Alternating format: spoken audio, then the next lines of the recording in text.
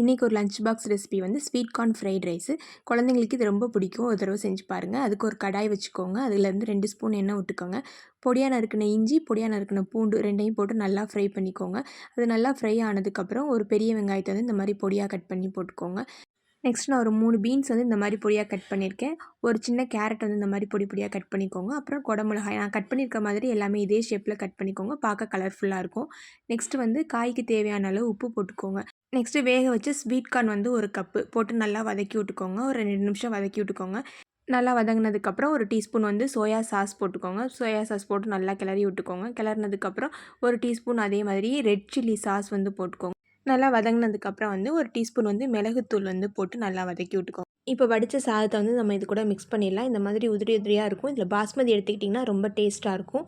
ரொம்ப வேகமாக கிளறாமல் இந்த மாதிரி மெதுவாக கிளறிக்கிட்டிங்கன்னா சாதம் வந்து உடையாமல் இருக்கும். இது லாஸ்ட்டில் வந்து நம்ம வந்து வெங்காயத்தாள் இருந்தாலும் நீங்கள் யூஸ் பண்ணிக்கலாம். இல்லை கொத்தமல்லி இலை இருந்துச்சுனாலும் அதை வந்து மேலே தூவிட்டு நீங்கள் சர்வ் பண்ணிடலாம். ஒரு தடவை டிஃபன் பாக்ஸுக்கு ட்ரை பண்ணி பாருங்கள். இதுக்கு வந்து காலிஃப்ளவர் 65, காளான் 65 ஏதாவது கிரேவி அந்த மாதிரி வச்சு சாப்பிடும்போது இன்னும் சூப்பராக இருக்கும்.